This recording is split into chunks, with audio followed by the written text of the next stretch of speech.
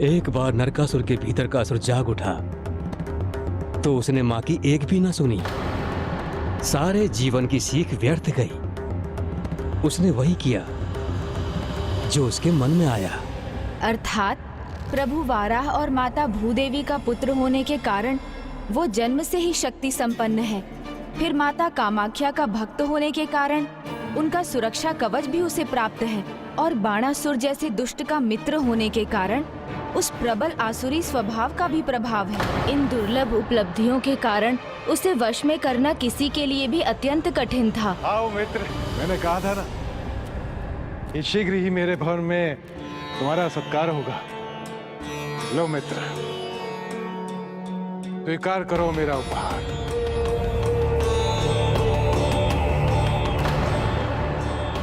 बस पालतू ही नहीं बने हैं ये, समय के साथ साथ इनकी रस्सियां और कसती जाएंगी और ये हमारे देखते देखते तड़प कर नष्ट हो जाएंगे। अब इनकी कोई रक्षा नहीं कर सकता। देवताओं पर बहुत बड़ा संकट छाया है, अब हमें ही कुछ करना होगा। किंतु उसे तो माता का रक्षा कवच प्राप्त है। माता के आशीर्वाद ने उसे अमर बना दिया है। उसे कोई हानि नहीं पहुंचा सकता गजानन।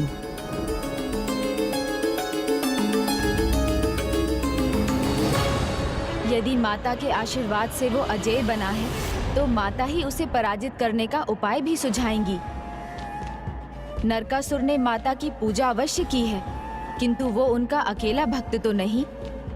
अब मैं भी पूरे विधि विधान से माता की आराधना करूंगा। किंतु पुत्र, उसके लिए तो तुम्हें पूजा सामग्री की व्यवस्था करनी होगी, सभी तैयारियां करनी होगी। हे माहेश्वरी, यदि आप अनुमति दें तो मेरी पुत्रियां रिद्धि सिद्धि गजानन की सहायता के लिए प्रस्तुत हैं।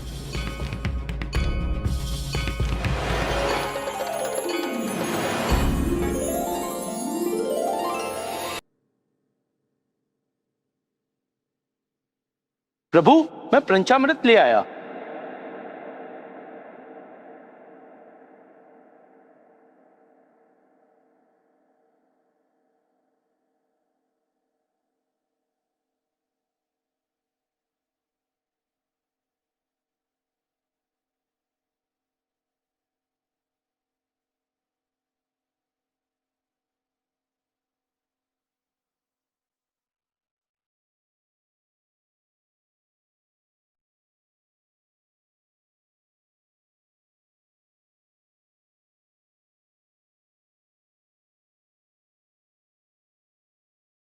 बाणासुर, आनंद लो, आनंद।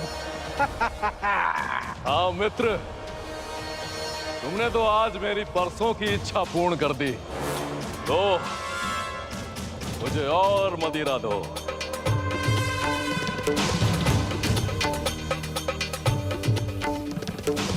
अब तो आप ही इस विघ्न से हमारी रक्षा कर सकते हैं।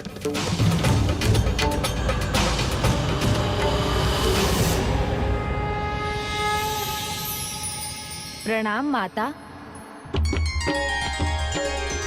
ओम प्राच्यां रक्षतु मे तारा कामरूप निवासिनी आग्नेयां षोडशी पातु यां यां धूमवती स्वयं।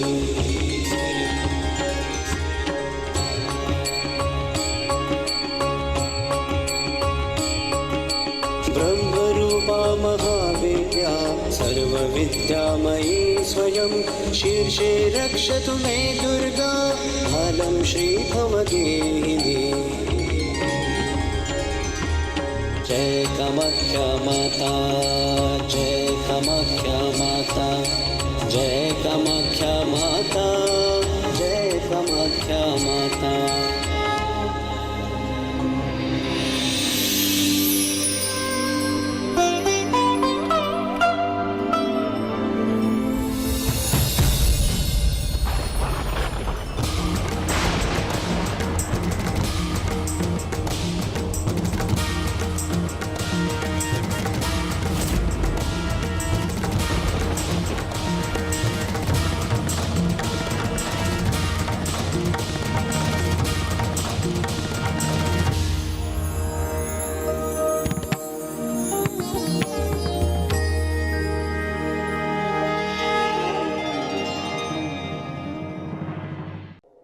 माँ, दर्शन दीजिए ना माँ। दर्शन दीजिए ना माँ।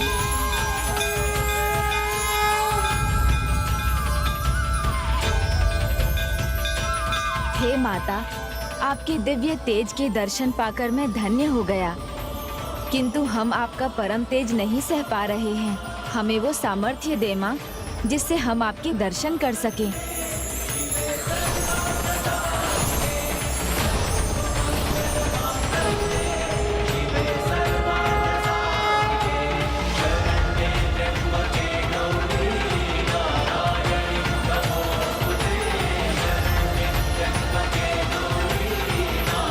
प्रणाम माता।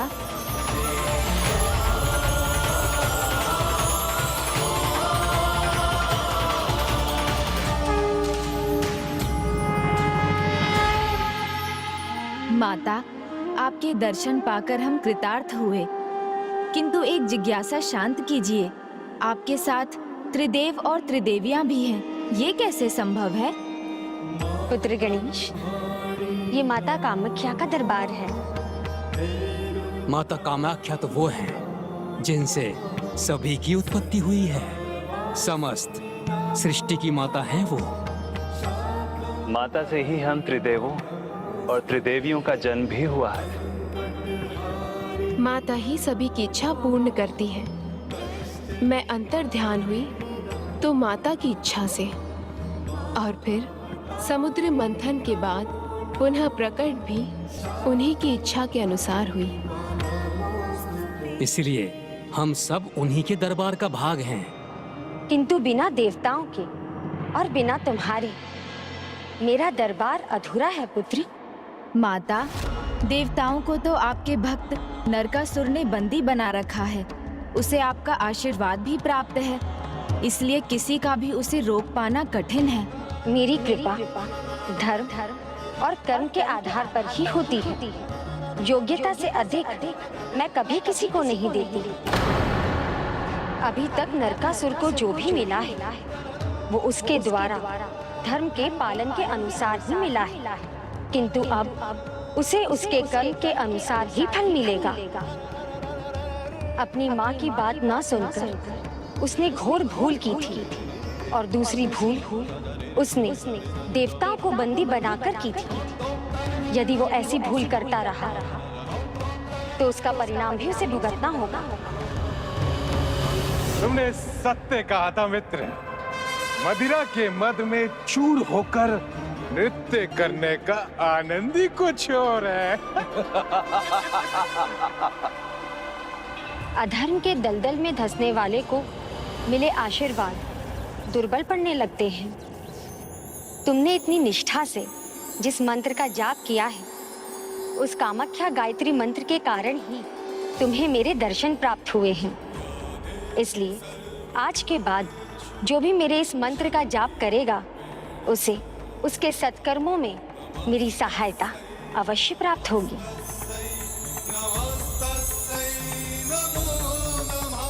तुम नरकासुर को रोककर देवताओं को बचाना चाहते हो, उसमें तुम्हें मेरी सहायता अवश्य प्राप्त होगी, और तुम्हें स्वयं ज्ञात हो जाएगा कि तुम्हें करना क्या है।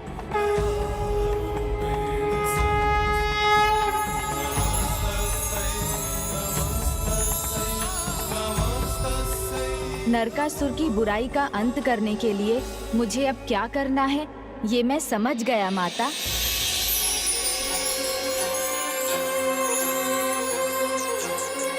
प्रणाम माता।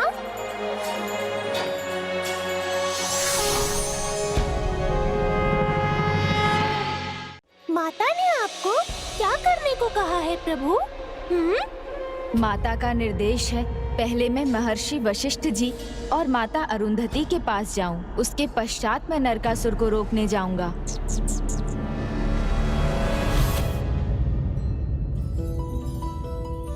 प्रभु, विघ्नहर्ता गणेश जी, मैं आपकी प्रतिमा बनाने की चेष्टा कर रहा हूँ। मुझ पर कृपा कीजिएगा प्रभु।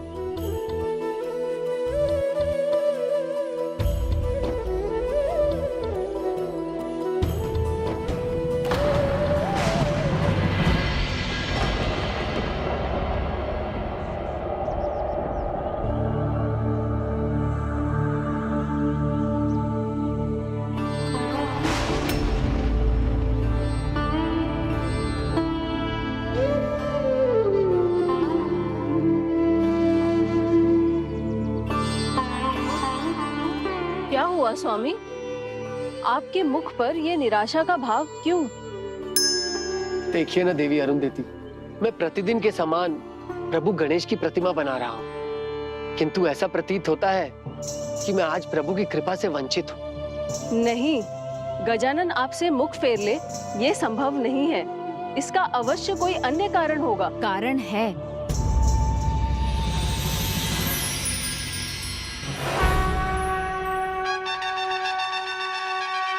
प्रणाम गजानन, स्वागत है आपका। पधारिए। महर्षि वशिष्ठ जी, माता अरुंधति, जब मैं स्वयं यहाँ हूँ तो मेरी मूर्ति बनाने की क्या आवश्यकता है? आप दोनों को मेरा प्रणाम। किंतु मेरे पास अधिक समय नहीं है। देवता संकट में है ऋषिवर।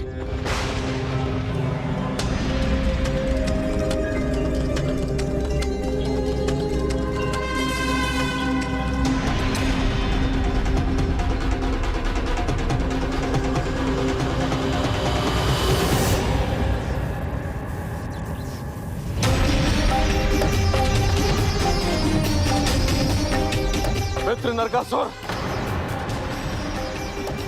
देखो ये क्या हो रहा है।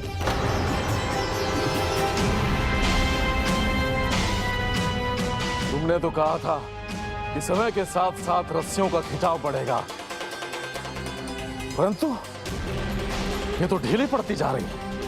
मेरी तंत्र विद्या से मुक्ति केवल माता कामाख्या ही दे सकती है। षड्यंत्र है ये, तुम्हारे विरुद्ध देवताओं को मुक्त करने का षड्यंत्र। इन दुष्ट देवताओं का ये कोई छल है। अवश्य इन देवताओं की कोई तो सहायता कर रहा है। उस शक्तिशाली असुर के विरुद्ध मैं आपकी क्या सहायता कर सकता हूँ प्रभु? देवताओं की मुक्ति में आपको भी एक महत्वपूर्ण भाग निभाना है ऋषिवर। उचित है पार्वती नंदन, फिर मुझे जो करना है मैं उसमें विलंब नहीं करूंगा। आप इसी पल प्राग ज्योतिषपुर के लिए प्रस्थान कीजिए। वहां माता कामाख्या के धाम पहुंचकर उनकी आराधना आरंभ कीजिए। जो आज्ञा प्रभु।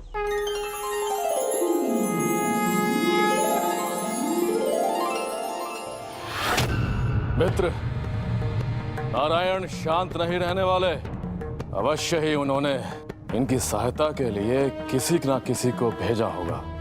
आने दो मित्र, लेकिन कोई छुड़ा नहीं पाएगा इन्हें, क्योंकि जो भी आएगा उसे मेरा सर्वशक्तिमान नरकासुर का सामना करना होगा।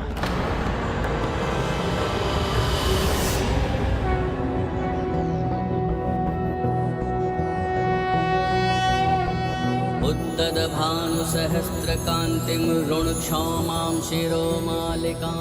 माता, इस भक्त का मन तो आपके दर्शन मात्र से ही तृप्त हो गया। भक्ति की लौ ऐसी है, जितनी जलती है उतनी ही बढ़ती है। गणेश जी का भी यही आदेश है कि मैं पूरी निष्ठा से आपकी तपस्या करूं। वन्दे समन्विस्मितां।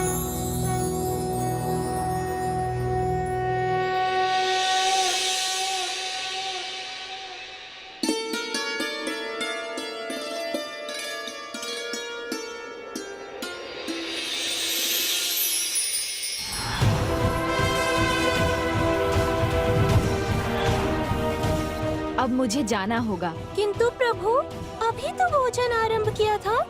भोजन का समय समाप्त हुआ मूषक जी, अब हमें कार्य करना है। प्रणाम माता अरुंधति, अब हमें आज्ञा दीजिए। आदेश प्रभु, कहाँ ले चलूं? प्राग ज्योतिषपुर, नरकासुर को पाठ सिखाने। क्या? नहीं नहीं प्रभु, मैं वहाँ नहीं जाऊंगा। उसने देवताओं को पशु बनाकर बंदी बना लिया है, तो मुझे तो पता नहीं क्या बना देगा। जो करना है वो करना है मूषक जी, उसमें विलंब नहीं होना चाहिए। मैंने एक योजना बनाई है, जिसके बारे में मैं आपको अभी नहीं बता सकता, परंतु समय आने पर आप सब जान जाएंगे। चिंता मत करो मित्र, तुमने असुरों को उनका अधिकार दिलाकर अपने मित्रता निभाई है। अब मेरी बारी है मित्रता निभाने की। नहीं मित्र, मैं अकेला ही पर्याप्त हूं सबके लिए। तुम कुछ करना चाहते हो तो महादेव की तपस्या करो। मैं माता कामाख्या की भक्ति करके शक्तिशाली बना हूं, तो तुम जाकर महादेव की भक्ति कर शक्ति अर्जित करो। उसके बाद हमारा कोई सामना नहीं कर पाएगा।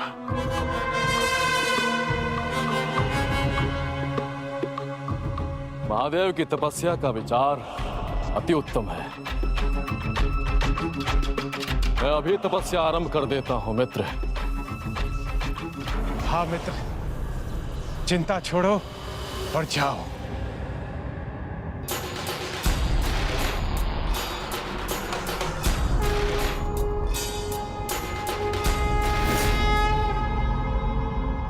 पुत्र, मैं माँ हूँ तुम्हारी, सदा तुम्हारे हित की ही चिंता करती हूँ, और तुम्हारा हित इसी में है कि तुम देवताओं को मुक्त कर उन्हें स्वर्ग लौटा दो। हम इस नगर पर राज करके ही प्रसन्न हैं। मैं प्रसन्न तो अब हूं मैं माँ। यहाँ इन बंदियों को देखकर मुझे स्पष्ट दिखाई दे रहा है, बंदी देवता नहीं, बंदी तुम बनते जा रहे हो असुरी आचरण के। क्षमा मांगो देवताओं से और उन्हें मुक्त कर दो। माता, आप सदा से देवताओं का पक्ष धर रही हैं और आज भी यही कर रही हैं। आपको भी इनकी तरह समझना चाहिए। देवता असुरों से शेष नहीं, इन्हें हमारा दासत्व स्वीकार करना चाहिए। अब देखिए देखिए ना, मैंने इनका वध तो नहीं किया, ना ही इन्हें प्रताड़ित कर रहा हूं। काल कोठरी में फेंकने के स्थान पर मैंने इन्हें राजसभा में सज्जा का स्थान दिया है। उस सर्वशक्तिमान के सामने तुम स्वयं को सर्वशक्तिशाली समझने की भूल मत करना। जिसने भी ऐसा किया है उसका अंत ही हुआ है, चाहे वो हिरण्याक्ष हो या हिरण्यकश्यपु, या फिर सहस्त्रबाहु अर्जुन, या फिर अहंकारी रावण। सबका प्रभु के विभिन्न अवतारों द्वारा अंत ही हुआ है। क्या तुम भी ऐसा भयंकर अंत चाहते हो?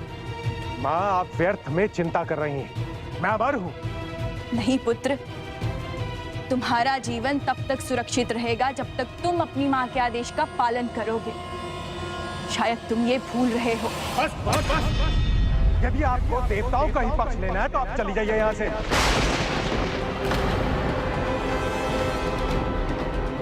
महाराज, प्रभु गणपति प्राग ज्योतिषपुर आए हैं। सूचना आई है कि वो माता कामाख्या के मंदिर में हैं। प्रणाम माता, मुझे आशीर्वाद देने की कृपा कीजिए। अब आपकी कृपा से मैं इस योजना के दूसरे भाग को पूरा करूंगा। योजना का दूसरा भाग प्रभु? क्या है ये योजना और क्या है ये दूसरा भाग? गणपति का आगमन हुआ है और तुम उनका आदर सत्कार करने के स्थान पर उनके साथ चुप करने को तत्पर हूँ। नहीं पुत्र, मैं तुम्हें ये मूर्खता नहीं करने दूंगी। हटिए मेरे मार्ग से। नहीं पुत्र, नहीं, नहीं।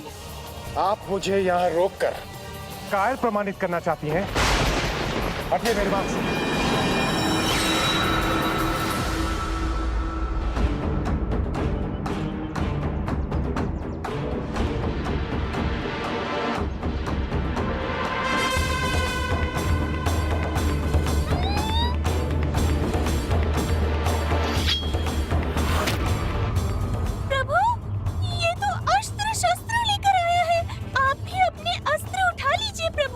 लगता है अब समय आ गया है।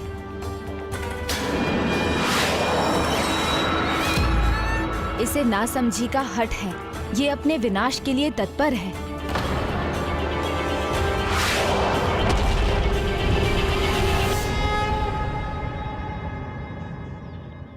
गजानन, आप देवताओं को मुक्त कराने आए हैं, तो आपको खाली हाथ ही लौटना होगा, अन्यथा आप लौट ही नहीं सकोगे।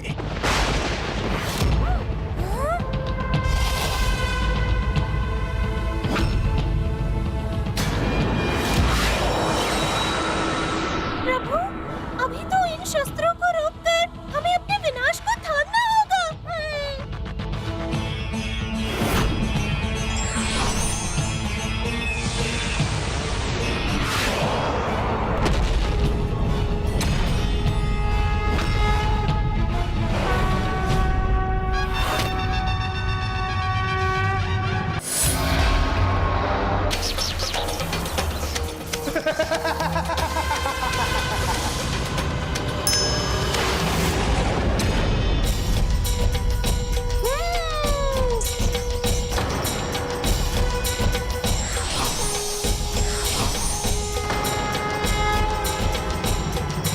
क्या हुआ नरकासुर?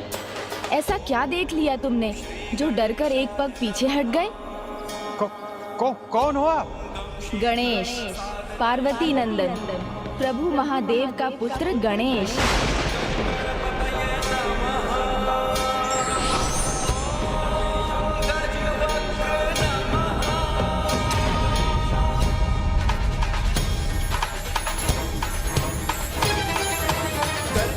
वंदन कर देगा जीवन को, शक्ति संग संयम दिखाए तुम सबको, आपका है हटे तुम सारे जग को, गजबेश्वरी रूप में पूजे तुमको। जय देव जय देव जय देव जय जय जय गौरी नंदन जय सुखदाता, धन्य तुम्हारा दर्शन मन को है भाता। जय देव जय देव जय। तो फिर मुझे आप में नारायण को दिखाई दिए?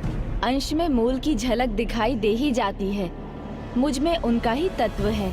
ओह, अब समझा। मेरे मित्र बानासुर ने मुझे बताया था, भ्रम उत्पन्न करेंगे, छल करेंगे देवता। बताया था उसने मुझे। आपने भी तो मुझे छल से हराने का प्रयत्न किया। शत्रु है आप मेरे। किंतु मेरे मंत्रित शस्त्र कैसे विफल हुए? माता के आशीर्वाद के अनुसार शत्रु पर साधे मेरे शस्त्र खाली नहीं जा सकते। शत्रु? ये तुमसे किसने कहा कि मैं तुम्हारा शत्रु हूँ? जो अस्त्र शस्त्र से सज्जित मुझसे युद्ध कर मुझे नष्ट करने पर तुला हो, वो शत्रु ही तो है। नहीं, मैं तो युद्ध करने नहीं आया। अपने अस्त्र शस्त्र तो तुमने उठाए, मुझ पर वार तो तुमने किया, मैंने तो बस तुम्हारा उत्तर दिया है। शत्रुता के भाव से नहीं आए हैं तो आप फिर क्यों आए यहाँ? नरकासुर, तुम माता भूदेवी के पुत्र हो, माता कामाख्या के भक्त हो, इसलिए मैं तो तुम्हारी शक्ति की प्रशंसा करने, तुम्हें तुम्हारी विजय की बधाई देने आया था। विजय की बधाई? देवता मेरे बंदी और आप प्रथम पूज्य, आप अपने मुख से मेरी प्रशंसा क्यों करेंगे? क्योंकि छल से नहीं, तुमने देवताओं पर शक्ति से विजय पाई है। ऐसी योग्यता का मैं बड़ा प्रशंसक हूँ। तुमने तो इस विजय से अपने आप को योग्य शूरवीर प्रमाणित किया है। वो तो है। ऐसा वीर जो अब अनुचित मार्ग पर निकल चुका है। माता भूदेवी को भी मैं यही बताने आया हूँ कि उनका पुत्र कितना शक्ति संपन्न है और इतनी शक्ति से वो कितनी समृद्धि प्राप्त कर सकता है। ओह, तो आप मित्रता का भाव रखकर आए हैं? यही समझ लो। तो फिर यहाँ क्यों खड़े हैं? आइए मेरी राजसभा में अपने मित्र को सत्कार करने का अवसर तो दीजिए। ये प्रभु को हो क्या गया है? देवताओं के शत्रु से ऐसी मित्रता का प्रदर्शन, एक निर्दयी असुर की इतनी प्रशंसा।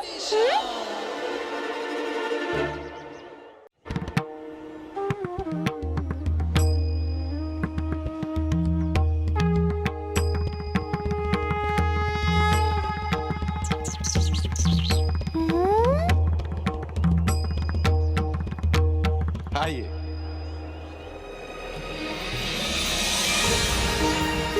प्रणाम माता भूदेवी। संभव है बुद्धि देवता श्री गणेश मेरे पुत्र को बुद्धि देकर उसे सन्मार्ग पर ला सकेंगे। अब क्या हुआ? प्रभु रुक क्यों गए? मैं भीतर आऊं उसके पहले तुम कहो, तुम क्या मानकर मेरा स्वागत कर रहे हो, मित्र या शत्रु? स्वागत तो मित्र का ही करते हैं। मित्रवत व्यवहार का एक पक्ष ये भी है कि मित्र की बात ध्यान से सुनी जाए, उसके सुझाव को माना जाए। मित्र की बात को सुनूंगा अवश्य, किंतु करूंगा वही जो मेरा विवेक मुझे करने को कहेगा। मित्रता के भाव से स्वागत करने वाले मित्र का विश्वास करते हैं, बिना सुने उसकी बात पर संदेह नहीं करते। मैं विश्वास दिलाता हूँ, आपने मित्रता का हाथ आगे बढ़ाया है, इसलिए यहाँ आपका अतिथि की तरह सत्कार होगा।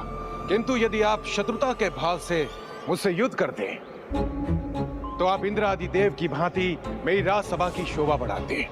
मित्र भी पुकार रहा है और शत्रु की भांति भयभीत करने का प्रयास भी कर रहा है।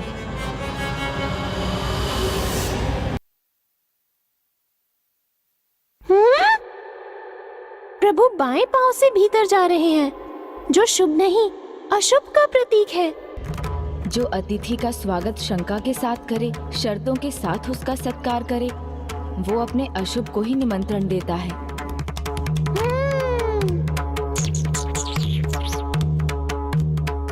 मेरे पुत्र के भवन में आपका स्वागत है प्रभु।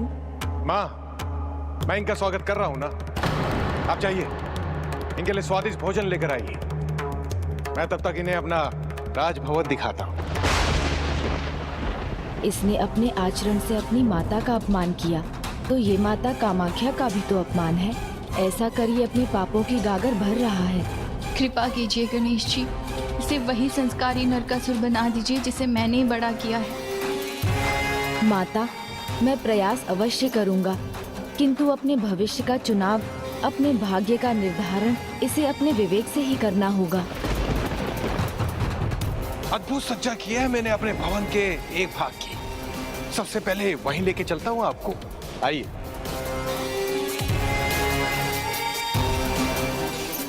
यह है मेरी राजसभा, जिसकी शोभा ये मूर्ति बने देवता बढ़ा रहे हैं।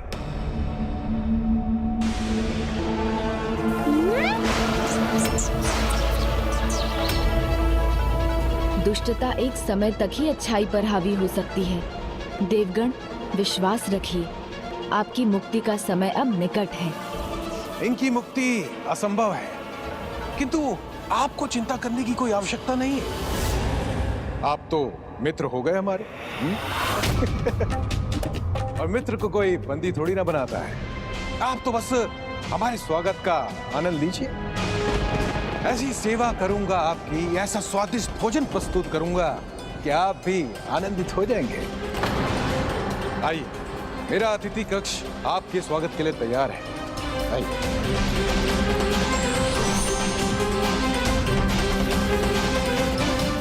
चिंता मत कीजिए देवगण, मैं आ गया हूँ।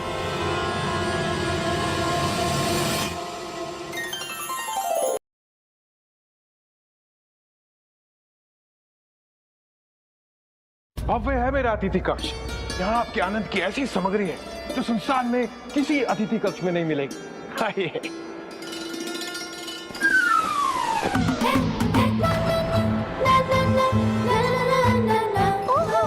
बच गया।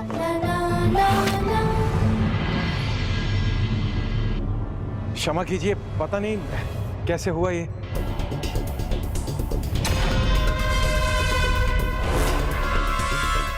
ऐसा फिर नहीं होना चाहिए। यदि मेरे अतिथि को कष्ट हुआ तो तुम सभी दंड के पात्र बनोगे।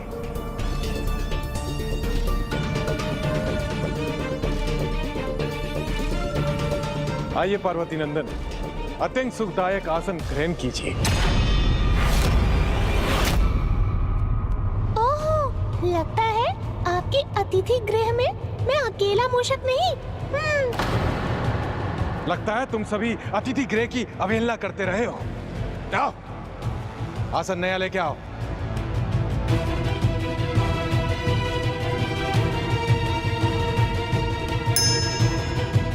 आइए।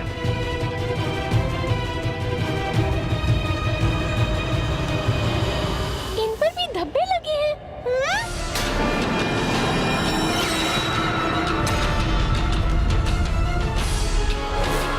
कोई बात नहीं, मुझे कोई समस्या नहीं। लगता है मुझे अतिथि गृह का ध्यान रखना भी सिखाना होगा तुम सेवकों को। जाओ, भोजन का प्रबंध करो। इसमें उनका कोई दोष नहीं। लगता है बहुत समय से यहाँ कोई अतिथि नहीं आया। किंतु मेरे लिए यह बहुत बड़ा सौभाग्य है। प्रथम पूज्य आज मेरे राजभवन में अतिथि है। सौभाग्य तो तब होगा जब उनकी सुनोगे, नहीं तो फिर तुम्हारे दुर्भाग्य की यात्रा का आरंभ है ये। अब कोई भूल नहीं होगी गणेश जी। माता भूदेवी स्वयं भोजन तैयार कर रही हैं और उनके हाथों का स्वाद तो अद्भुत है।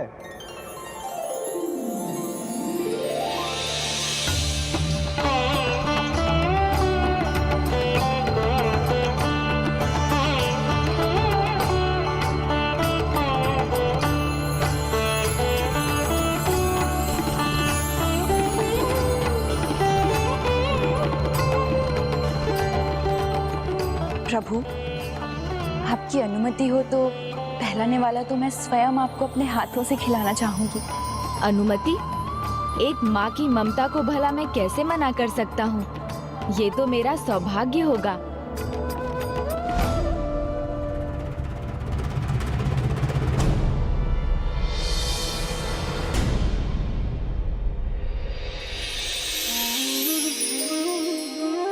प्रभु, आपने इस माँ की ममता को तृप्त कर दिया। आपके हाथों से ये निवाला पाकर मैं भी तृप्त हुआ माता। मैं भी अपने अतिथि, अपने मित्र गणेश जी को लड्डू खिलाऊंगा और उनकी सेवा करने का सौभाग्य प्राप्त करूंगा। तुम जैसे असुर का सत्कार कैसे स्वीकार करूं, जो अपने भवन में देवताओं को बंदी बनाकर उनके साथ ऐसा दुर्व्यवहार कर रहा है। ऐसे दुष्ट से भोजन पाकर मैं उसे पुण्य का भागी नहीं बना सकता।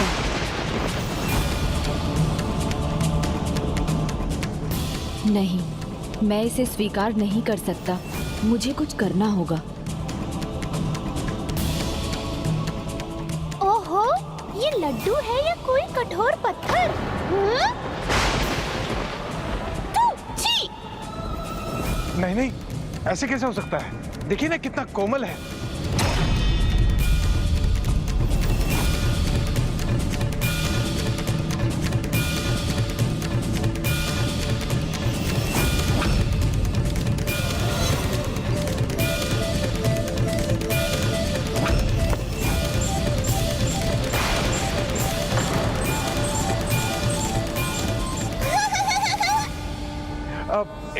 इसको छोड़िए, दूसरा लीजिए।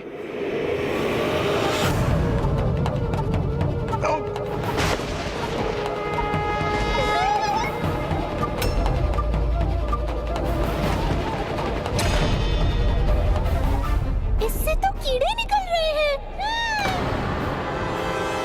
माँ, ये क्या है? ये कैसे लड्डू लेके आई है मेरे अतिथियों के लिए? आप सभी को यहाँ ऐसे बंदी देखकर मुझे अच्छा तो नहीं लग रहा है, किंतु अब अधिक समय ऐसे नहीं रहेंगे। आप शीघ्र मुक्त होंगे। दुष्ट दुष्टता कर अपने दुर्भाग्य को ही आमंत्रित करता है। नरकासुर की दुष्टता का अंत भी अवश्य होगा। कोई बात नहीं। कोई बात कैसे नहीं? आपने अभी एक निवाला तो खाया है, उनसे आपका पेट कैसे भरेगा? तीनों लोकों पर विजय पाकर आपको त्रिलोक अधिपति की मां बनाया मैंने, और आप एक छोटा सा कार्य नहीं कर पा रही। मेरे अतिथि को मेरे भवन में स्वादिष्ट भोजन ना मिले, मेरा इतना अपमान, स्वादिष्ट मिष्ठान तक प्रस्तुत नहीं कर सकी, तो क्या लाभ है आपके होने का?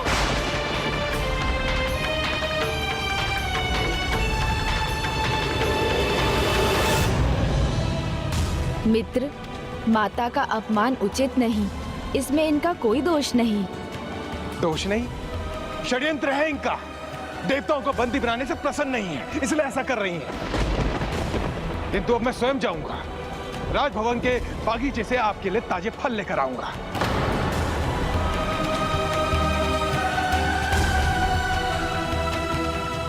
माता, पथ से भटकने वाले को वापस पथ पर लाना धर्म है। इसलिए अब जो होने वाला है, आशा है उससे सीख लेकर नरकासुर अपनी त्रुटि समझेगा और उसे सुधार लेगा। उसे उसके दुष्कर्मों का फल अवश्य मिलेगा। इसीलिए सब उसी प्रकार हो रहा है जैसा माता कामाख्या ने कहा था। ओम कामाख्याय नमः। ओम कामाख्याय नमः। ओम कामाख्याय नमः। ओम कामाख्याय नमः। कहा जाता है अतिथि देवो भव परम धर्म है, किंतु जिसने देवताओं को ही बंदी बना लिया हो, उसे अतिथि की नहीं, अतिथि सत्कार के धर्म की नहीं, केवल अपनी प्रतिष्ठा की चिंता है। ऐसा कैसे हो गया मेरा पुत्र? आसुरी आचरण कैसे करने लगा? क्या मेरे ही लालन पालन में कोई दोष था? नहीं माता, दोष है तो नरकासुर में है, जो अहंकार और क्रोध के विकारों से प्रभावित होकर अपने विवेक को खो चुका है। यही विकार उसे आसुरी व्यवहार की ओर ले जा रहे हैं। आप ही कोई उपाय सुझाइए। एक ही उपाय है, इसे सीख देनी होगी। यदि तब वो सुधर गया तो सुपथ पर आ जाएगा, किंतु यदि ना सुधरा तो फिर वो असुर होने का चुनाव कर चुका होगा, और जो जैसा चुनाव करता है वो वैसा ही परिणाम भी भुगतता है। यदि उसने असुर होना चुना तो आज तक जो भी पुण्य अर्जित किए हैं उन्हें खो देगा और अपने पतन को आमंत्रित करेगा। अब उसके सीख पाने का उचित समय है। माता, वो समय आ गया है। संतान अपने माता पिता का सम्मान करे ना करे, माता पिता तो सदा ही उनका भला चाहते हैं। मेरी विनती है, आप उसे सीख देने से पहले एक बार समझा कर देखें। संभव है कि वो समझ जाए।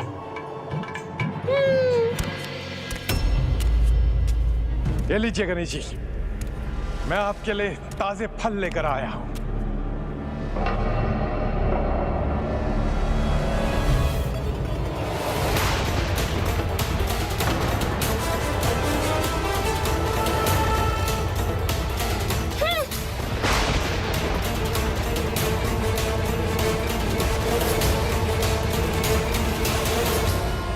मैंने ये फल तो स्वयं चुने थे, ये खराब कैसे हो गए? संभव है ये तुम्हारे लिए एक संकेत हो नरकासुर। कुछ अनुचित कर रहे हो तुम। मैंने कुछ भी अनुचित नहीं किया। मित्र का धर्म है अपने मित्र को सत्य बताना, इसलिए कह रहा हूँ। अपनी भूल को समझकर उसे नहीं सुधारोगे तो कहीं मुझे प्रस्तुत किए भोजन के समान किसी की बातों में आकर अपने जीवन को भी सर्वनाश की ओर न ले जाओ। मैंने कहा ना, मैंने कुछ अनुचित नहीं किया। भूमिपुत्र हूँ मैं। तीनों लोकों पर एक छत्र राज्य है मेरा, जो कि अपने बल से, अपनी शक्ति से अर्जित किया है। किसी की बातों में आने वाला नहीं हूं मैं, आपकी भी। आप यहाँ मित्र बनकर आए थे, इसलिए आपका स्वागत किया, सत्कार करने का हर संभव प्रयत्न किया। कहीं अब ऐसा ना हो मुझे विवश होकर अपनी बातों से नहीं, अपने शस्त्रों से बात करनी हो। लगता है तुम्हें अपनी शक्तियों पर बहुत गर्व है। बहुत गर्व है। माता कामाख्या का तप किया है मैंने, उन्हीं के तप से ये शक्तियां अर्जित की हैं। ओम कामाख्याय नमः, ओम कामाख्याय नमः। ओह, लगता है कोई और भी है जो उन शक्तियों को प्राप्त करने जा रहा है। पर तुम तो पहले से ही अपार शक्ति संपन्न हो, किंतु तुम्हें चिंता की क्या आवश्यकता। फिर भी जाने के पहले एक सुझाव देना चाहता हूँ। अभी भी समय है। अपनी भूल मानकर सुधार करोगे तो जीवन और समृद्ध होगा तुम्हारा। आप बिन बुलाए आए, अच्छा लगा। प्रणाम।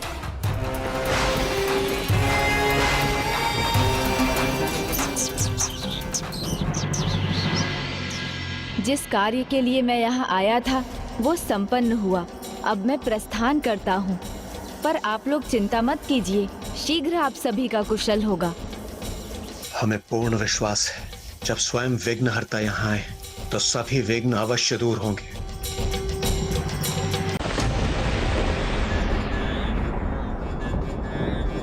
प्रभु ने अपनी पीठ फेर ली, अर्थात नरकासुर का पतन आरंभ हुआ। क्योंकि प्रभु गणेश के मुख के आगे समृद्धि है, तो उनकी पीठ पीछे विनाश और दरिद्रता। ये नरकासुर भले ही भुला बैठा हो, किंतु जगत ये भली भांति जानता है।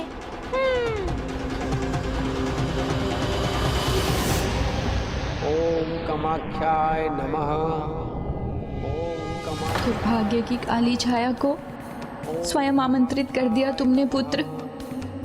कौन है वहाँ जो मेरे राज्य, मेरे नगर में आकर कामाख्या माता की सिद्धियां प्राप्त करना चाहता है? कौन है जो मेरे समान शक्तियां प्राप्त करना चाहता है? उसे मैं कदापि सफल नहीं होने दूंगा। ऐसा अनर्थ मत करो पुत्र। गणेश जी ने तुम्हें जो ज्ञान दिया उस पर ध्यान नहीं किया तुमने। बस इतना ही सुना कि कोई अन्य भी देवी की तपस्या कर रहा है। ज्ञान है मुझे, और मैं जानता हूं मुझे अब क्या करना है?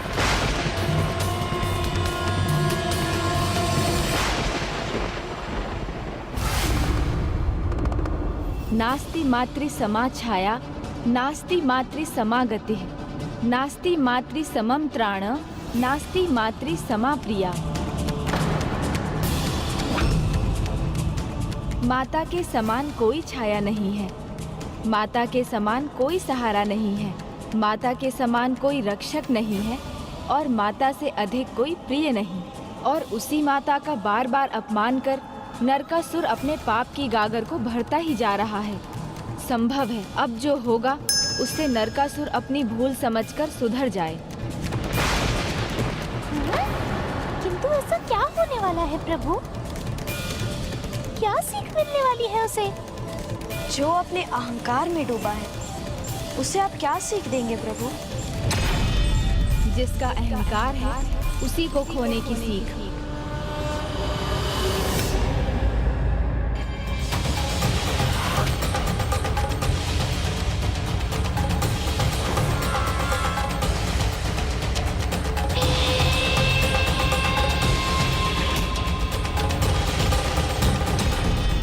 देख क्या रहे हो? इनकी तपस्या बंद करो, दूर करो यहाँ से, जाओ।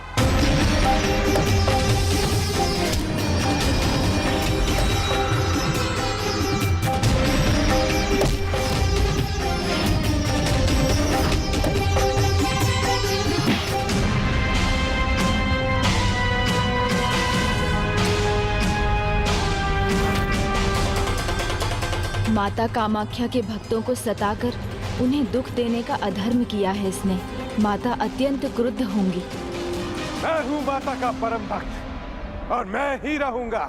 माता की कृपा का अधिकार केवल नरकासुर का है।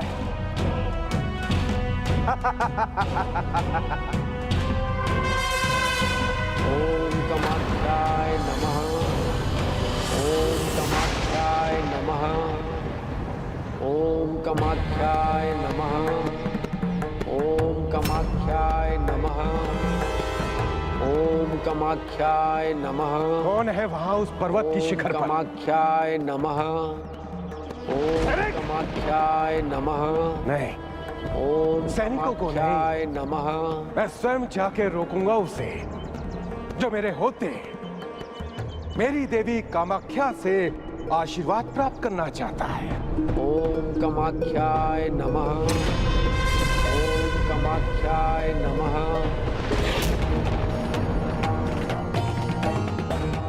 पाप के सागर में डूबकर ये विनाश की खाई की ओर एक पग और आगे बढ़ रहा है। ओम कामाख्याय नमः। ओम कामाख्याय नमः। ओम कामाख्याय नमः। ओम कामाख्याय नमः। कदम्ब कादम्बिनी नितम बजित भूधरां। ऐसी अद्भुत शांति, ऐसा भक्ति में वातावरण। नवम बुरूह लोचनां भिनवाम्बुद श्यामलां त्रिलोचन कुटुंबिनी त्रिपुर सुंदरी। इसलिए आए थे गणेश जी यहाँ, जिससे इसकी तपस्या से मेरा ध्यान भटका रहे, किंतु भूल कर गए और मुझे इस ऋषि के यहाँ होने का संकेत दे दिया। ओम कामाख्याय नमः। बुद्धि के देवता भी नरकासुर की बुद्धि के आगे विफल हो गए, मुझे मूर्ख नहीं बना सके। अब मैं स्वयं इसकी तपस्या भंग करूंगा। अब मैं स्वयं इसकी तपस्या भंग करूंगा।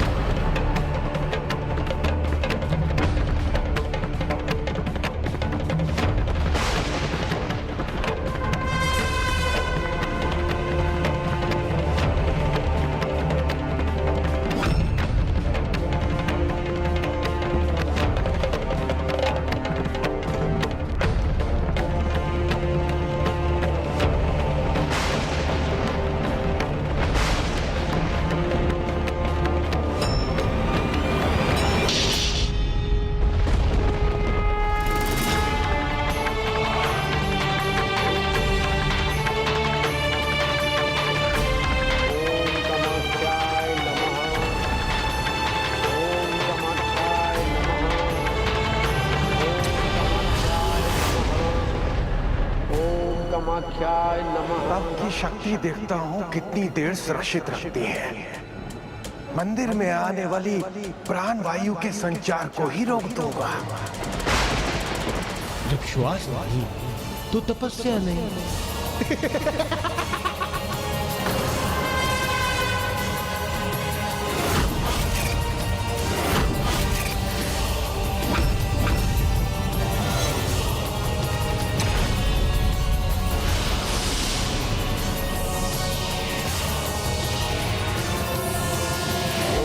कामाख्याय नमः।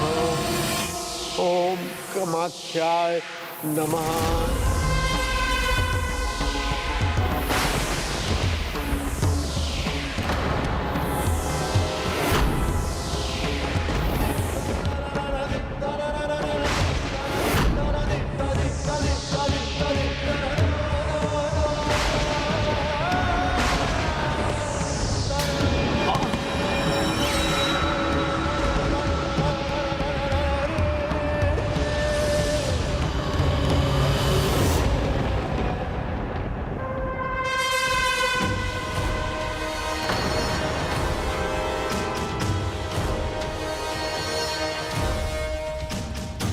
दुष्ट, जानते हो किसकी तपस्या में बाधा डालने का दुस्साहस किया है तुमने? जानने की इच्छा तुम्हें है, मुझे नहीं ऋषिवर। मैं हूं यहाँ का स्वामी। मेरी इच्छा के बिना यहाँ कोई श्वास तक नहीं ले सकता। ये राज्य, ये नगर, ये मंदिर मेरे अधीन है। मूर्ख, जिसके अधीन जगत है, तुम उस माता कामाख्या के मंदिर को अपने अधीन बता रहे हो। मैं चाहूं तो अभी अपने शाप से तुम्हें भस्म कर दूं, किंतु मैं तुम जैसे मूर्ख पर अपना तपोबल व्यर्थ नहीं करूंगा। तुम प्रयास भी करोगे तो भी तुम्हारा तपोबल व्यर्थ ही होगा ऋषिवर। इससे पहले मैं तुम्हें यहाँ से धक्के मार के बाहर निकालूं। स्वयं चले जाइए यहाँ से, स्वयं चले जाइए यहाँ से।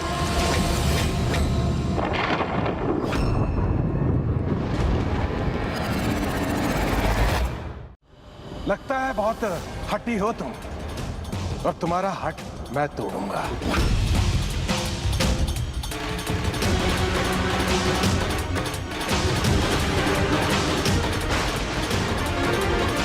ये दोस्त, ये कैसे बोल करने जा रहा है?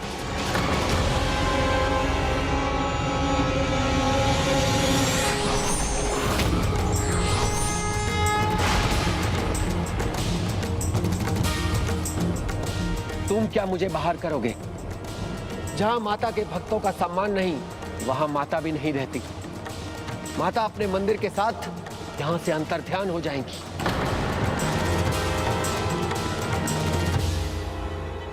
मेरी देवी है माता कामाख्या, मैं हूं उनका परम भक्त। सदियों से उनकी पूजा करता आया हूं। उनकी विशेष कृपा है मुझ पर। वो मुझे छोड़ के कहीं नहीं जाएंगी। नरकासुर, किस बात पर इतना अहंकार कर रहे हो? मेरे आशीर्वाद पर या मेरे द्वारा दिए गए सुरक्षा कवच पर? नहीं माता, मुझे अहंकार है मेरी भक्ति पर। शक्ति के मद में व्यक्ति ये भूल जाता है, प्रत्येक व्यवहार की एक सीमा होती है। तुमने तो कवच के मध्य में आकर वही सब कुछ किया जो तुम्हें नहीं करना चाहिए था। पहले अपनी माँ का अपमान और अब ऋषिवर का।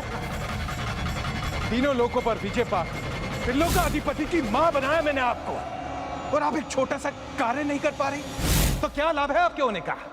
माता है वो, अपनी ममता से विवश होकर बिना मांगे तुम्हें क्षमा दान देती हुई आई, किंतु आज तुमने मेरे अन्य भक्तों के साथ, महर्षि वशिष्ठ के साथ ऐसा दुर्व्यवहार किया। उसके लिए मैं तुम्हें कभी क्षमा नहीं करूंगी। इसलिए ऐसे स्थान पर रहने का मेरे पास कोई कारण नहीं। तू माता, देवी, देवी कहाँ गई आप?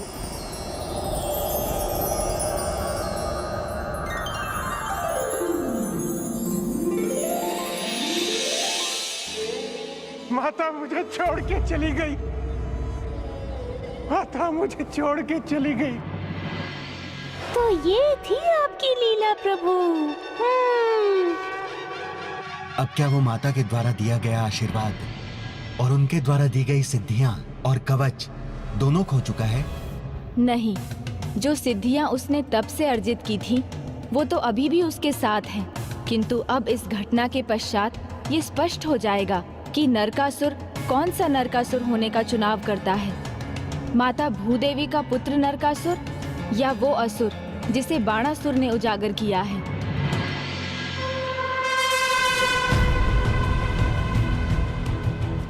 माता, आप मुझे छोड़ के नहीं जा सकती, नहीं जा सकती माता, आप मुझे छोड़ के नहीं जा सकती। मेरी पूजा में कोई दोष नहीं, मेरी भक्ति में कोई त्रुटि नहीं, मुझे आपके प्रति पूर्ण निष्ठा है, पूर्ण श्रद्धा है, इसलिए मैं आपको फिर प्राप्त करूंगा माता कामाख्या, इसलिए मैं आपको फिर प्राप्त करूंगा माता कामाख्या। मुझे लगा था माता के जाने से उसका अहंकार मिटेगा, उसकी आंखें खुलेंगी और वो अपनी भूल को स्वीकार करेगा, उसे सुधारेगा, किंतु अब लगता है जैसे उसके भीतर का असुर उस पर हावी हो गया है। अहंकार का ऐसा प्रभाव है उस पर कि माता कामाख्या पर बस अपना अधिकार समझ रहा है वो। माता, माता, कोई बता सकता है देवी कामाख्या कहाँ है? माता, माता, कहाँ चली गई माता? माता, कहाँ गई माता? माता,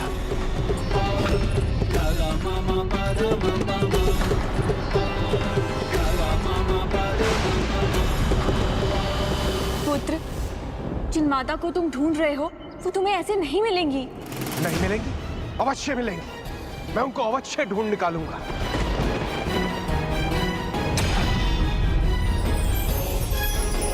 वो देखिए दिव्य प्रकाश, मैं जानता हूं माता वन में वहीं कहीं है।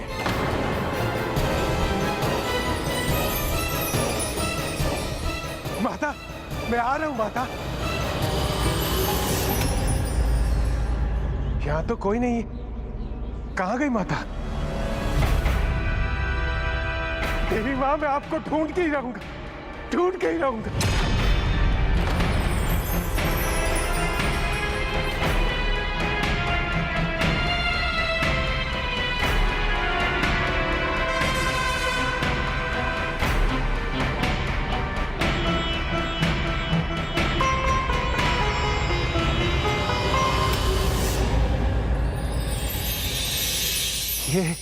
ये पद चिन्ह तो देवी के ही है। ये तो देवी के है।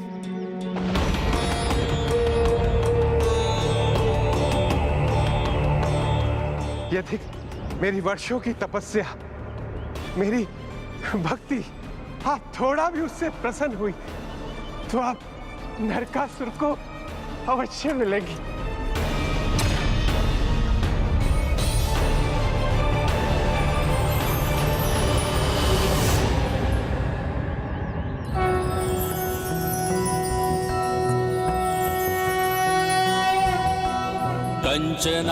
कञ्चनाभावराभयं पद्मधरामुकुटोज्ज्वलां स्मेरमुखीं शिवपत्नी कात्यायने सुते नमोऽस्तु ते।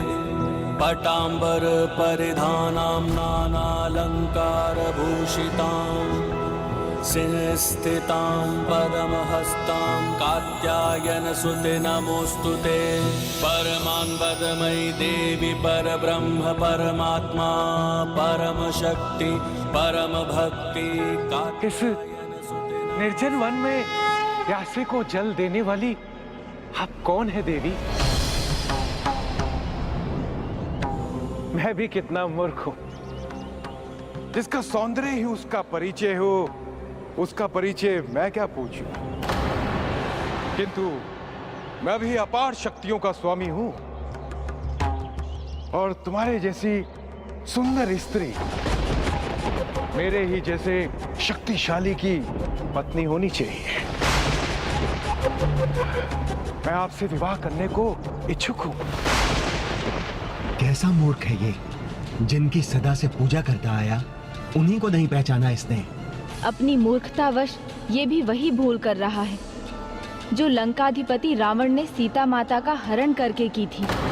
जो पूज्यनीय है, जो माता है, उन्हें विवाह प्रस्ताव दे रहा है। विचारों में मत खोइए देवी। त्रिलोकाधिपति आपके सामने खड़ा है। देवता भी मेरे अधीन है और ऐसे पराक्रमी वीर से विवाह करने के लिए कोई मना नहीं कर सकता। चुप क्यों हो? हाँ? कह दो ना। सदा जिस माता की तू पूजा करता है, आज उसी के सामने विवाह का प्रस्ताव रखने का दुस्साहस कर रहा है।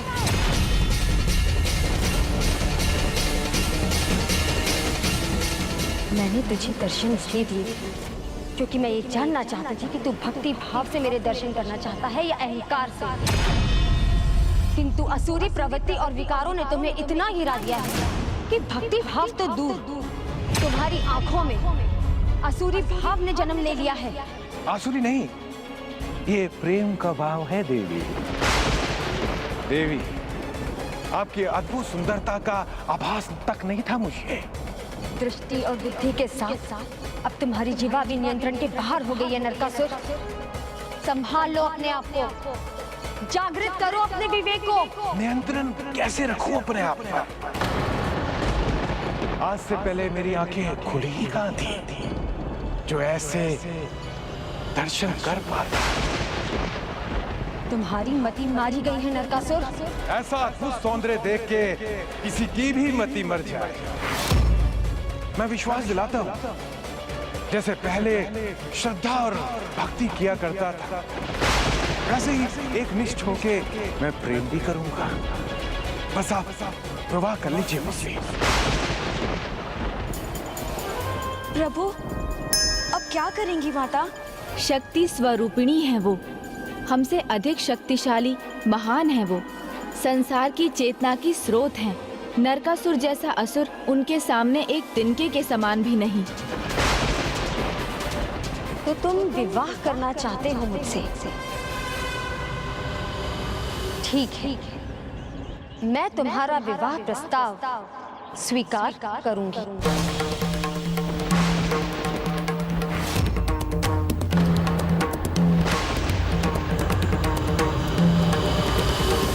किंतु मेरी एक शर्त है। जो भी शर्त है मुझे सब स्वीकार है। आप जो भी कहेंगी मैं वो करने को तैयार हूँ।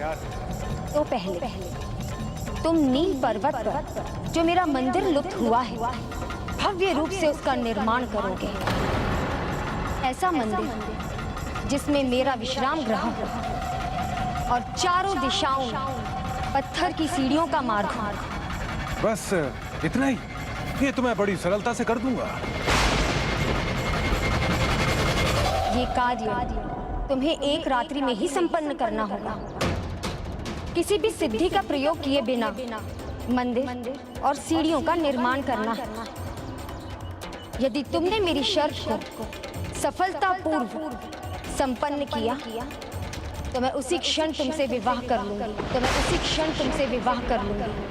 किंतु तुम यदि ऐसा ना कर सके तो तुम अपने आप को मेरा भक्त बुलाने का और मेरे नाम का उच्चारण करने का अधिकार भी खो दोगे।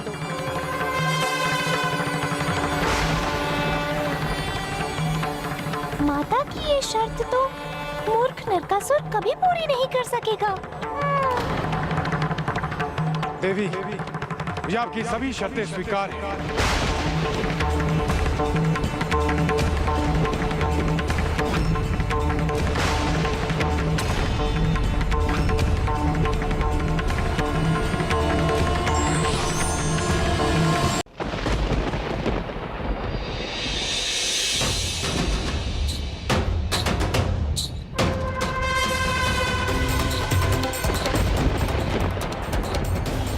आपको क्या लगा था मेरे लिए ये कठिन होगा? नहीं, कदापि नहीं।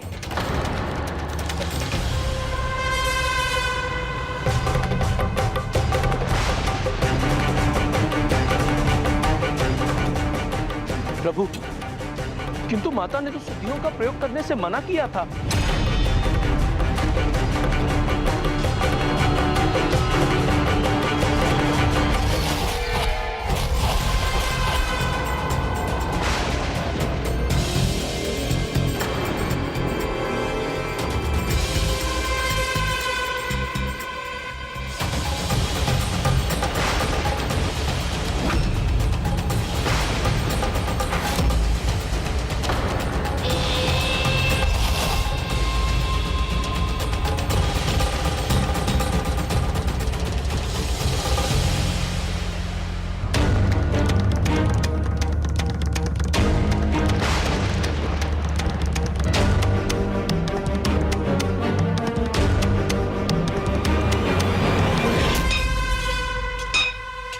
मंदिर और सीढ़ियों के निर्माण के लिए, सिद्धियों के प्रयोग के लिए मना किया था आपने। मैंने शर्त तोड़ी नहीं, बस थोड़ी मरोड़ी है।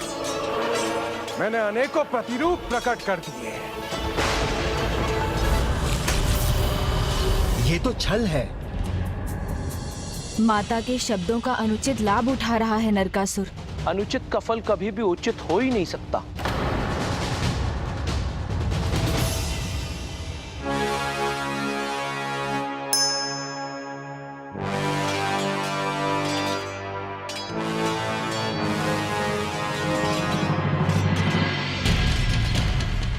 मंदिर का कार्य समाप्त हुआ। अब सीढ़ियां।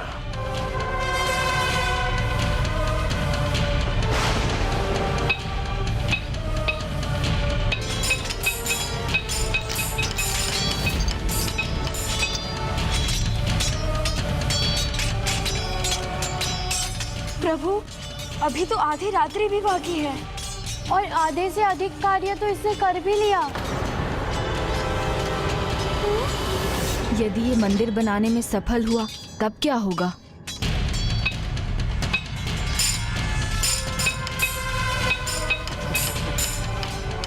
देखा देवी, उतना कार्य कर चुका हूं जिसकी आपने कभी कल्पना भी नहीं की थी। अब सुबह से पहले पहले सब कार्य पूर्ण हो जाएगा।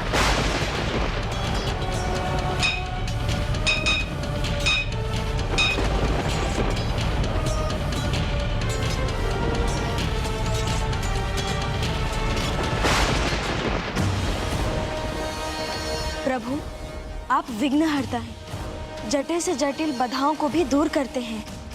प्रभु, आप इस समस्या का समाधान कर सकते हैं। हाँ प्रभु। प्रभु, आप विघ्नहर्ता हैं तो विघ्नकर्ता भी तो आप ही हैं। शीघ्र ही कुछ कीजिए, अन्यथा अनर्थ हो जाएगा। अब तो एक यही उपाय है। मैं जाकर माता कामाख्या को ये सुझाव देता हूँ।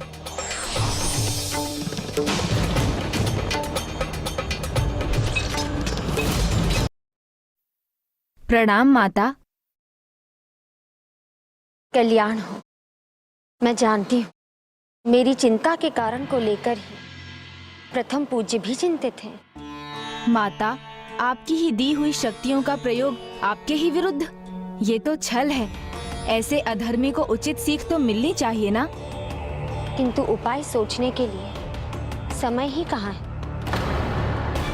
उसे तो पूर्ण विश्वास है कि समय के रहते ही वो निर्माण का कार्य संपूर्ण कर लेगा और बस अब अंतिम सीढ़ी ही शेष है। समय रहते उसके इसी विश्वास को ही तो डिगाना है। कैसे गणेश, ये कैसे होगा? अहंकार जिसकी प्रेरणा हो, उसके मन में तनिक भी संदेह बहुत बड़ा हो जाता है। इसलिए बस उसका बीज बोना है और ये दुष्ट मंदिर निर्माण का कार्य रोक देगा। किंतु उसके मन में संदेह कैसे उत्पन्न करोगे गणेश? संपन्न होने वाला है कार्य मेरा देवी, देखिए।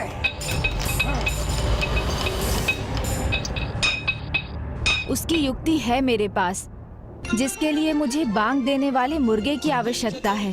किंतु जैसे ही नरकासुर को ज्ञात होगा कि उस मुर्गे के कारण वो विफल हुआ, तो वो उसका वध कर देगा और मैं किसी निर्दोष प्राणी के साथ ऐसी निर्दयता नहीं होने देना चाहता।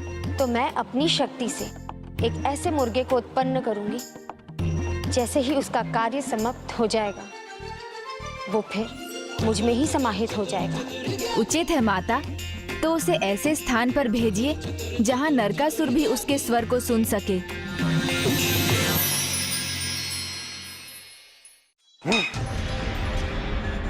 बस अब कुछ ही पल की देरी है देवी, मैं आपकी शर्त को पूरा कर दूंगा।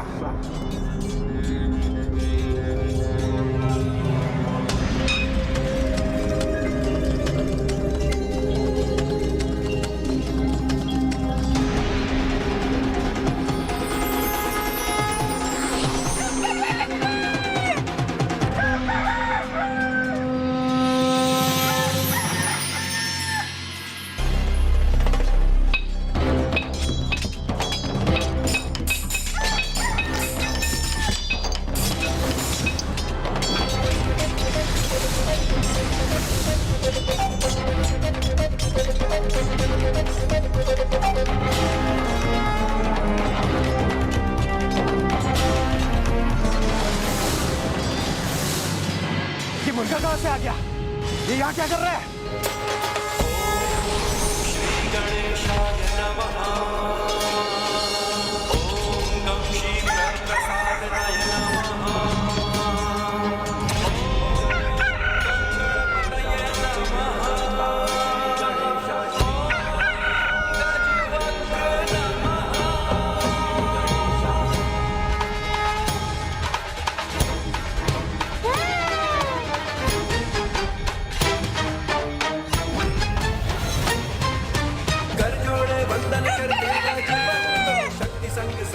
बस कुछ ही समय तो चाहिए था मुझे, पर देर कैसे हो गई?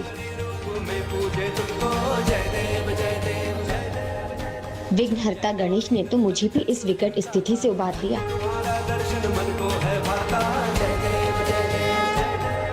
धन्य है आप प्रभु, धन्य है आपकी तीव्र बुद्धि।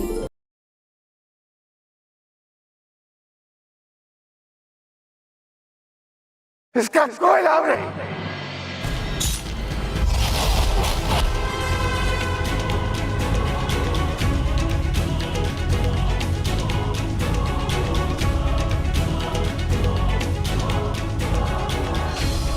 मैं तो पल पल गिन रहा था, पर फिर देर कहाँ हो गई? असफल कैसे हो गया मैं? कैसे?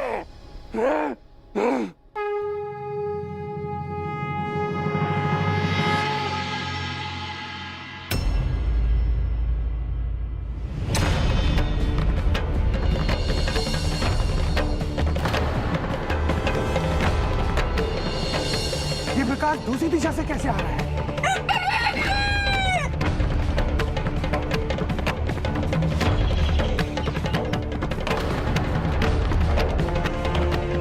सूर्य उदय तो अभी हो रहा है।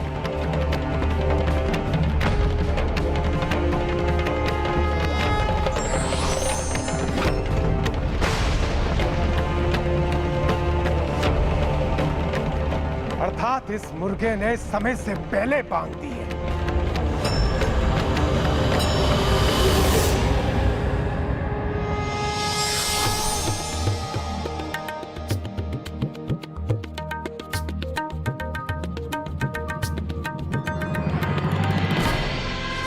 बहुत समय था मेरे पास।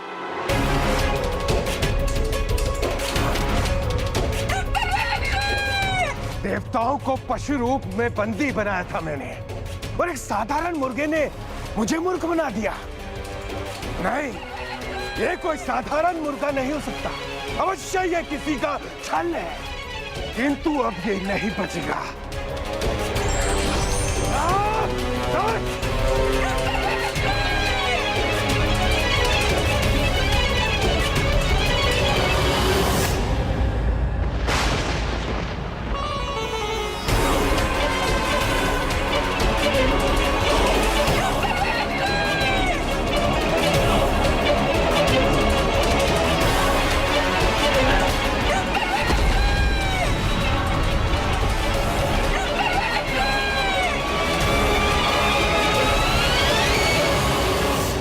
तुम मुझे क्या मारोगे नरकासुर? तुम्हारा वध करने वाला शीघ्र ही तुम्हारे सामने आने वाला है। तुम मुझे क्या मारोगे नरकासुर? तुम्हारा वध करने वाला शीघ्र ही तुम्हारे सामने आने वाला है।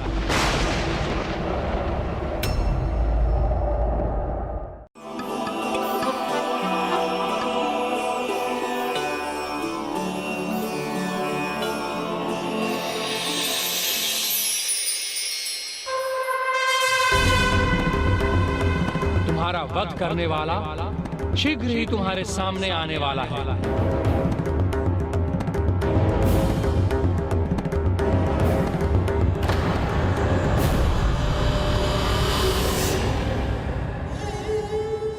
पुत्र, अच्छा हुआ पुत्र तुम आ गए। मुझे तुम्हारी बड़ी चिंता हो रही थी।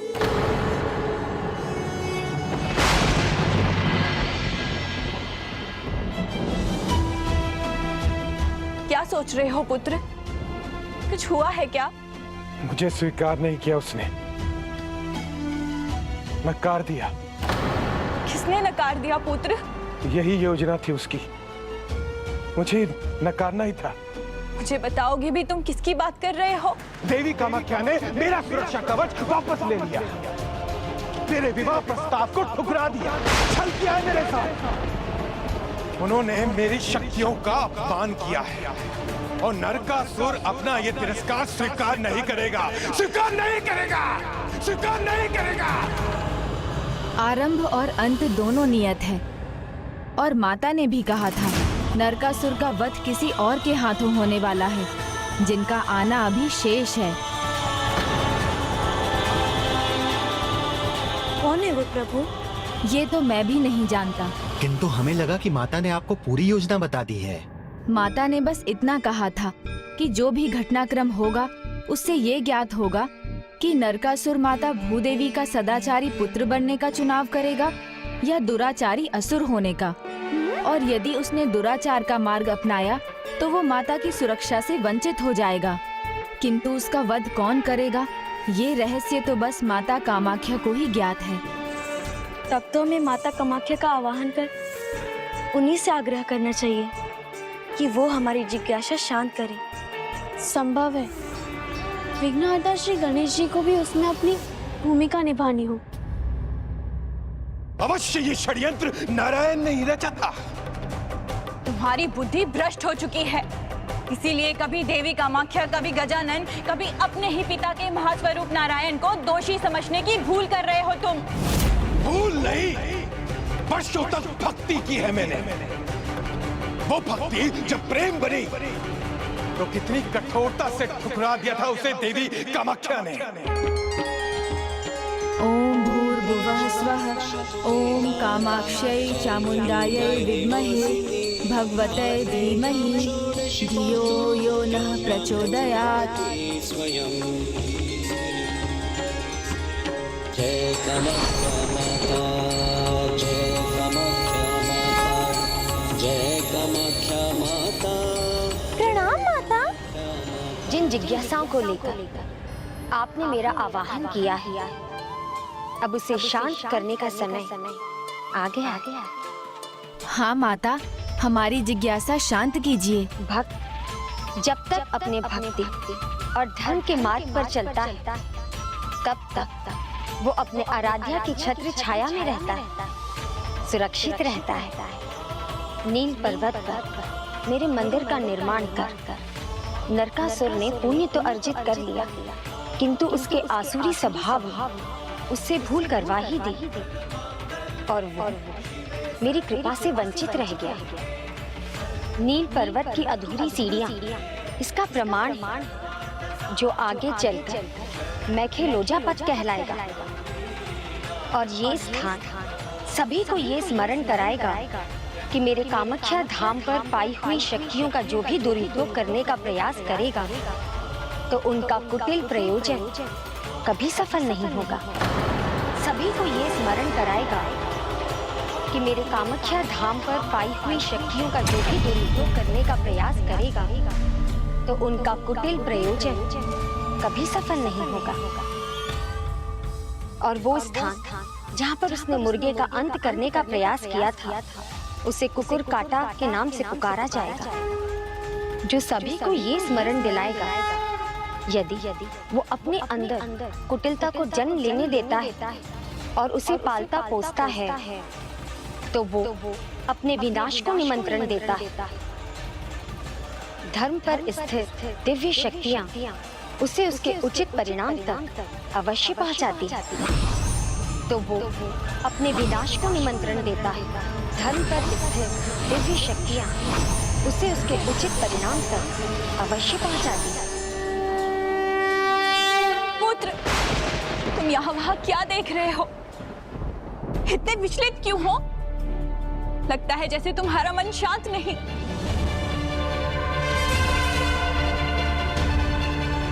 हाँ, नहीं है शांत। और जो अपने मन में ऐसे कपट को घर करने देते हैं, उन्हें कभी शांति नहीं मिलती। किंतु माता, आप तो स्वयं शक्ति स्वरूपिणी हैं। संसार में जो कुछ भी होता है आपकी ही इच्छा से होता है, तो आप तो उसका वध कर संसार को उसकी दुष्टता से मुक्त भी कर सकती थीं। सत्य है, संसार में मेरी इच्छा के बिना कुछ नहीं होता, किंतु जो नियम और मर्यादा मैंने स्थापित की है उन्हें स्वयं मैं कैसे भंग कर सकती? विधि का विधान तो यही है कि जिसकी मृत्यु जिस प्रकार और जिसके हाथों से नियत है वैसे ही होगी। किंतु आप सभी निश्चिंत रहिए, क्योंकि जिस दिन उसका काल आएगा, जिसके भी हाथों से उसकी मृत्यु तय है वो उसके सामने ही होगा।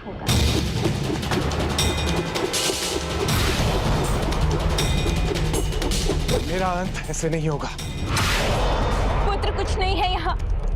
ये किसका भय है तुम्हें? मैं तुम्हें ऐसे भयभीत नहीं देख सकती।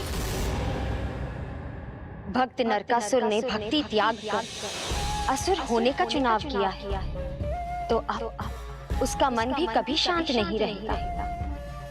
अपने अंत की आशंका में वो भयभीत भी रहेगा और आतंकित। किंतु माता, वो कौन सी दिव्य शक्ति है जिसके हाथों उसका अंत होगा? ये रहस्य तो आपने अभी भी उजागर नहीं किया। नारायण ने जब नरकासुर को मेरी भक्ति करने का मार्ग सुझाया, तब उसने छल किया और अपनी मृत्यु को असंभव बनाने के लिए उनसे एक और वरदान मांग लिया। वो वरदान क्या था माता?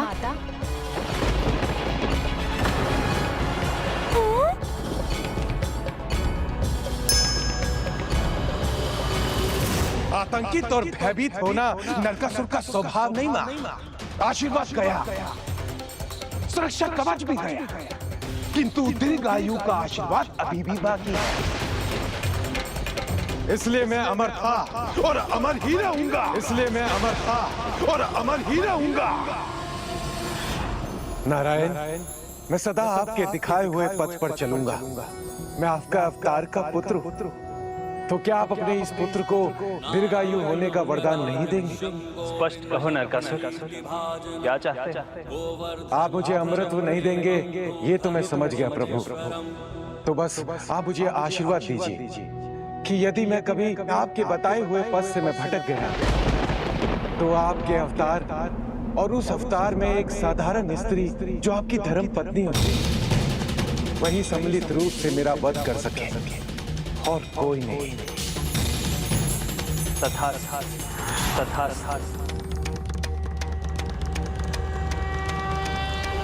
ये आशीर्वाद लेकर तो नरकासुर ने अपनी मृत्यु को भी बांध दिया। छल करना क्या केवल ये नहीं आता है? मैंने भी ऐसा आशीर्वाद लिया है जो अमृत से भी दुर्लभ है। देवी लक्ष्मी की अवतार नहीं, साधारण स्त्री उनकी पत्नी होगी। असंभव है ये। नारायण, आपने अनजाने में ही मुझे अमर कर दिया। छल और कपट ने तुम्हारी मन और बुद्धि के साथ तुम्हारे ज्ञान को भी भ्रष्ट कर दिया है। धर्म जिसे तुम भूल बैठे हो वो न्याय दिलवाने का मार्ग खोलता है, और कपट और कुटिलता के अंत का भी। तो आप ये कहना चाह रही हैं कि यह असंभव संभव हो चुका है? हाँ, वो कोई और नहीं, 16 कलाओं से पूर्ण नारायण के 8वें अवतार श्री कृष्ण की प्रिय पत्नी देवी सत्यभामा है।